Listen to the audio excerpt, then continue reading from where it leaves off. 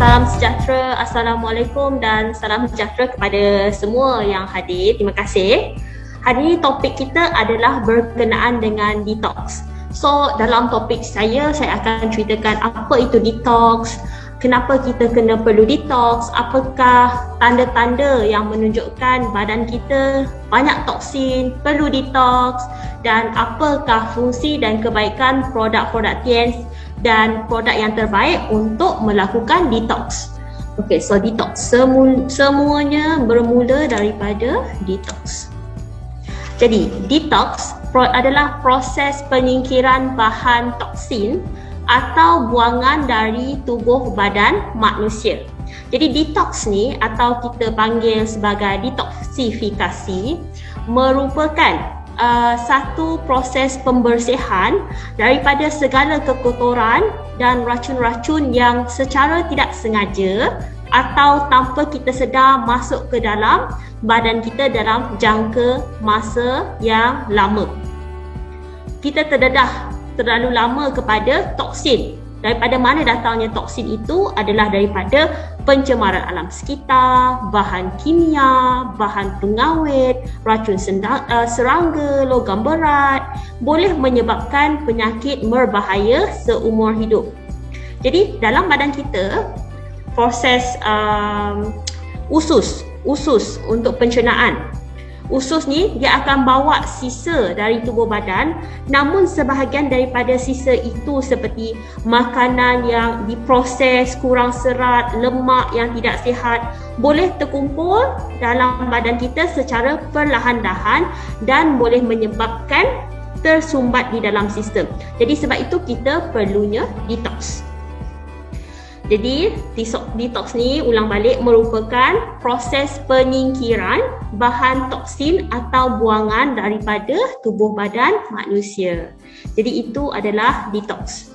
Jadi detox cara TNS adalah melalui nutrisi.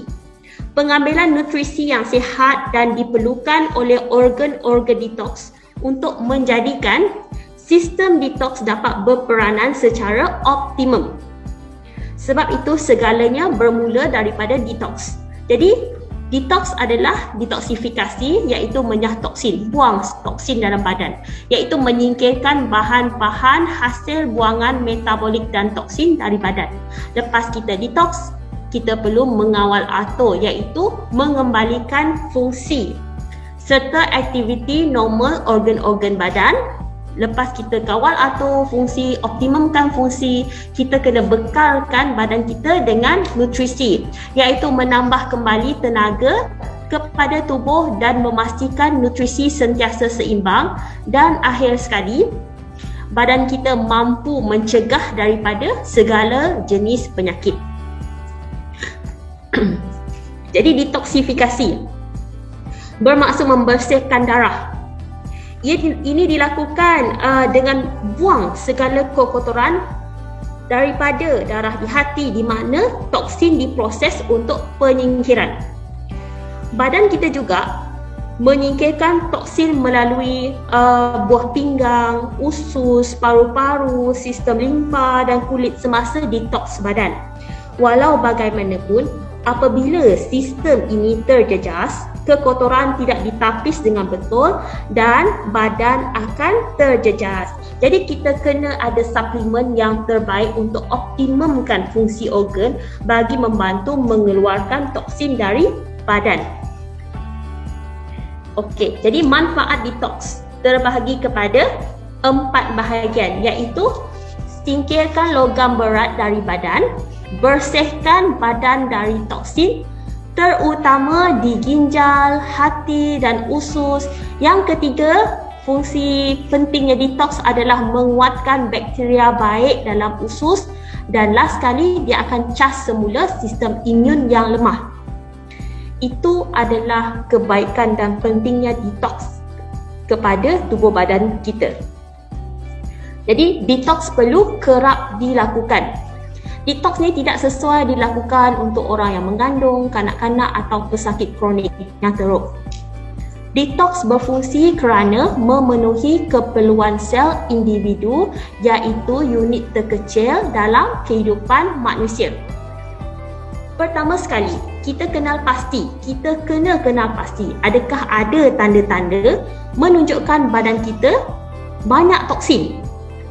Bila kita kenal pasti tanda-tanda tersebut, maksudnya kita kena mulakan langkah awal iaitu dengan detox.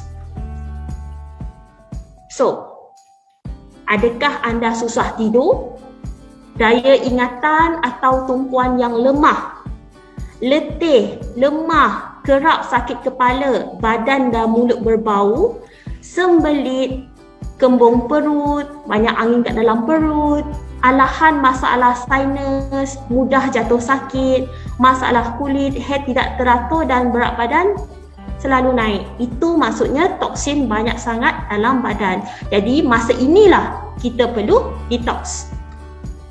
Jadi sebelum kita detox, kita kena tahu dan kita kena pastikan detox tu berjaya dilakukan. Jadi terdapat beberapa langkah perlu diambil sebelum kita detox. Yang pertama sekali, benda ni kita kena elakkan. Semua ni, maksudnya bukan elakkan, boleh kata kurangkan. Okey, rokok vape, minuman beralkohol, kopi kurangkan, makanan tinggi gula, makanan tinggi lemak dan jangan terlalu stres. Pandai kawal emosi dan tekanan supaya tidak stres. Jadi itulah benda yang perlu kita elakkan untuk memastikan program detox dalam badan kita berjaya. Okey. Jadi dua produk CANS untuk detox. Yang pertama sekali adalah chitosan.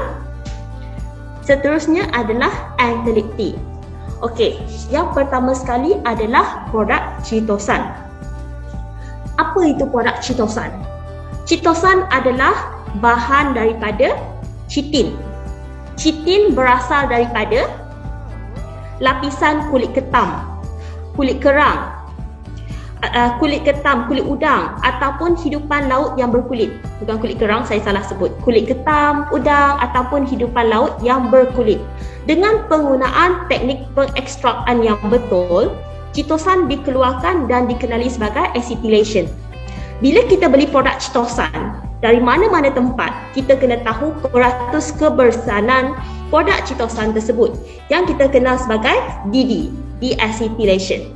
Ini adalah untuk mengetahui tahap keberkesanan produk chitosan kepada tubuh badan kita. Jadi DD, kita panggil dia DD, okey? Okey, DD tian chitosan adalah setinggi 85%. Maksudnya 85% ekstrak maksimum yang dikeluarkan daripada produk dan berkesan untuk tubuh badan kita. So, kiranya benda ni memang tinggi. Dia punya bahan aktif dia tinggi. Menggunakan pengekstrakan nanoteknologi. Sekarang kita kena teruskan dengan memahami kebolehan chitosan terhadap tubuh badan kita. Okey, yang pertama sekali, chitosan membunuh bakteria dan toksin. Chitosan bersifat positif. Bakteria, toksin bersifat negatif. Jadi, chitosan positif dia akan tarik yang mana negatif ni untuk mengikat bakteria yang bersifat negatif dalam badan kita menjadi gumpalan yang besar dan buang daripada tubuh badan kita. Dan kedua, chitosan ada sifat antimikrob. Okey, bila kita makan chitosan masuk dalam badan.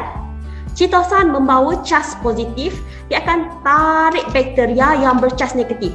Macam magnet positif dengan negatif.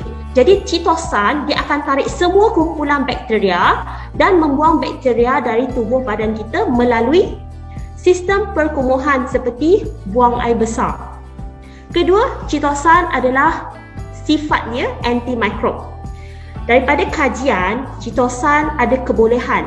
Dia senang masuk dan keluar dari lapisan bakteria yang dikenali sebagai E. coli. Jadi semua rasanya tahu E. coli itu apa. E. coli ni adalah sejenis bakteria yang menyebabkan kita keracunan makanan. Sumber E. coli adalah bila kita makan makanan yang tak masak, mentah, rosak. Jadi berbalik kepada kajian, chitosan ni mempunyai kebolehan mengganggu lapisan E. coli. Jadi chitosan terbukti mempunyai antimikrob yang kuat. Maksudnya dia elakkan kita sakit. disebabkan oleh E. coli. Bila ada E. coli ni akan jadi cerit beret, sakit perut. Jadi benda ni, chitosan ni sangat membantu sebab dia bersifat anti-mikrob. Okay, next. Chitosan berfungsi untuk membersihkan kolon, iaitu usus-usus ataupun perut kita. Chitosan meningkatkan pergerakan usus yang sihat. Chitosan menggalakkan pertumbuhan flora yang baik untuk usus besar. Seperti contoh, kalau kita beli makanan di supermarket seperti kuih, donat, kek yang ada di supermarket. Jadi produk yang berada dekat supermarket ni, untuk memastikan dia boleh berada di supermarket dalam tempoh yang lama, dia kena ada jangka hayat. Jadi untuk bagi tahan lebih lama, bahan pengawet ditambah dalam makanan. Jadi dari kilang ke supermarket, bungkus kita beli bawa ke rumah, jadi ada selang masa. Sepanjang penghantaran daripada kilang ke supermarket ke rumah, dia ada selang masa, jadi berlaku tindak balas kimia. Dan apabila kita makan, tindak balas bahan kimia masuk ke dalam usus, menyebabkan pertumbuhan bakteria yang bahaya. Akibatnya akan berlaku ceret beret. Biasanya bagi orang yang imun dia sangat lemah, yang mudah jatuh sakit, sebab setiap orang adalah berbeza. Kalau contoh A makan, dia tak ada apa-apa. B makan, benda yang sama, dia akan rasa tak selesa, ceret beret, sakit perut, disebabkan badan dia tak boleh nak lawan benda tersebut. Bakteria bahaya banyak sangat dalam badan dia. Jadi di sini, chitosan akan menyediakan persekitaran usus yang harmoni, iaitu menggalakkan pertumbuhan bakteria yang baik dan menghentikan pertumbuhan bakteria jahat. Jadi dengan cas positif, dia akan tarik semua bakteria yang bercas negatif untuk dibuang dari tubuh badan. Seterusnya, chitosan adalah magnet lemak. Okey, serat chitosan bercas positif. Memandangkan lemak, lipid dan asid hempedu semuanya mempunyai cas negatif, terdapat ikatan kimia antara keduanya dan oleh itu mereka menarik secara semula jadi antara satu sama lain. Dan chitosan menyerap antara 6 hingga 10 kali berat lemak dan minyak, menukarkannya ke dalam bentuk yang tidak diserap oleh tubuh manusia.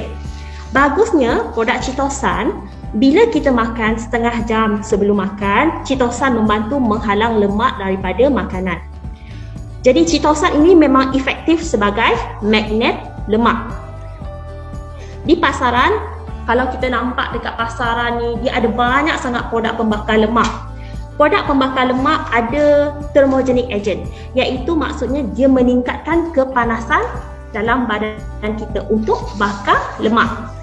Jadi thermogenic agent ni meningkatkan metabolisme dalam badan supaya boleh bakar lebih banyak lemak dan kalori, kerana bahan utama produk pembakar lemak di pasaran adalah bersifat kafein.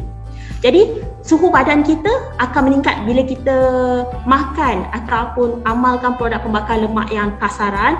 Dia badan kita jadi macam panas dekat dalam, macam kita pakai sauna belt, macam kita berjogging, berlari dan sebagainya. Jadi bila kita berpeluh, suhu dalam badan jadi panas. Jadi itu cara produk pembakar lemak membakar lemak yang ada. Sejujurnya, produk pembakar lemak dia tak berapa efektif sebab dia bakar sikit saja lemak dalam badan. Jadi boleh katakan produk ini buang duit dan boleh menyebabkan efek seperti darah tinggi, kerana dalam produk ini banyak sangat bahan tersembunyi untuk merangsangkan tindakan membakar lemak. Berbeza dengan chitosan. Jadi kita kena tahu flow dia macam mana dia nak bakar lemak. Dalam badan kita ada dua lemak, subcutaneous fat, lemak sebenar. Kita jumpa dekat mana? Dekat bawah kulit. Kita ada visceral fat. Visceral fat adalah lemak dalam rongga-rongga perut dan ada di sekeliling organ kita seperti hati dan usus. Lebih banyak lemak subcutaneous adalah tanda kerosakan dalam fungsi hati. Manakala kalau lemak banyak, lemak visceral banyak, maksudnya hati berlemak. Bila hati menjadi berlemak, dia tidak dapat membantu untuk membuang lemak. Jadi itu peranan chitosan kita. dengan menggabungkan semua toksin, bakteria, lemak keluar dari badan dan membuang lebihan lemak visceral di hati, membantu hati memecahkan lemak dengan lebih berkesan dan secara perlahan. Kerana proses chitosan ni adalah semula jadi. Dia tak paksaan, dia semula jadi keluarkan. Secara perlahan menyebabkan lemak terkumpul semakin berkurangan, dan itulah fungsi chitosan. Fungsi chitosan membantu tubuh badan kita secara semula jadi membuang lemak tanpa paksaan. Jadi proses ini bukan kita dapat result 1 bulan atau 2 bulan, tapi memerlukan keyakinan dan kesabaran yang tinggi. Kalau contohnya berat badan orang tu terlampaulah berat, dia amalkan chitosan, jangan expect hari ni XL, esok M. So, kena ada kesabaran yang tinggi sebab chitosan ni semula jadi. Sebab dia memang dia jaga satu-satu organ kita tanpa paksaan. Kalau produk kat luaran, dia akan paksakan keluar. Jadi, bila terlalu cepat sangat efek, ada banyak komplikasi berlaku dalam badan kita. Next.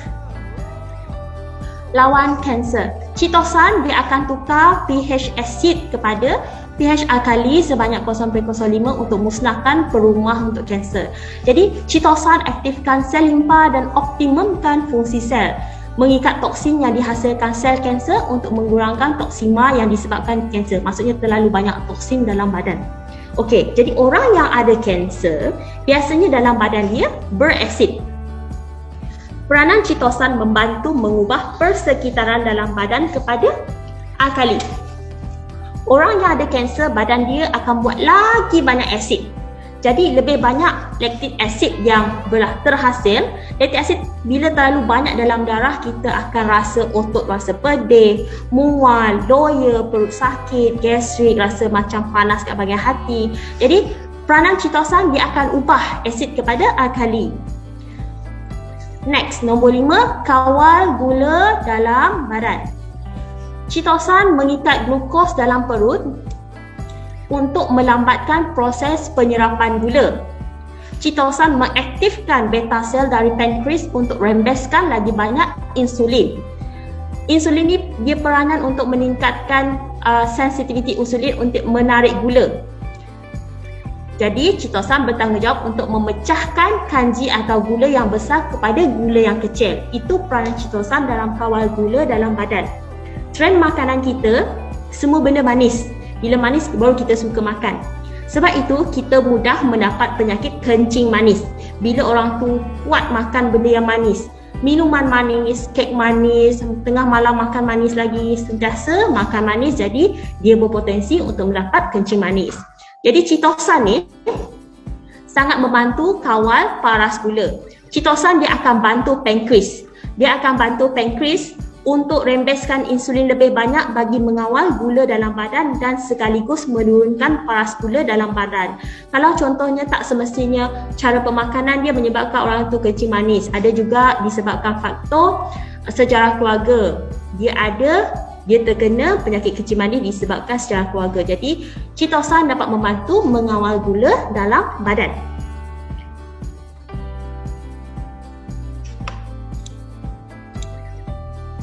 Okey, jadi sebab itu fungsi detox, dan itulah kebaikan dan fungsi chitosan kepada tubuh badan. Jadi siapa yang perlukan detox? Masalah usus, yang ada obesiti, yang ada kencing manis, masalah hati, kanser, masalah jantung, perlunya detox, dan chitosan boleh membantu, insya-Allah boleh membantu untuk membersihkan toksin dalam badan kita. Okey, jadi cara makan chitosan, 2 biji chitosan 2 kali sehari, minum air secukupnya untuk elak sakit perut sebab dia akan buang segala kotoran. Dia akan kumpulkan kotoran yang banyak dalam badan kita untuk dikeluarkan. Jadi kena minum air yang cukup. Kawal berat badan, orang yang untuk kawal berat badan, kalau nak ambil chitosan ni 2 biji 30 minit sebelum makan, atau yang ada dibekalkan ubat-ubat hospital, ambil 2 jam sebelum atau 2 jam selepas. Jadi chitosan ni tak sesuai untuk orang yang mengandung, sedang menyusukan anak, ada masalah ubat cair darah atau alergik terhadap makanan laut.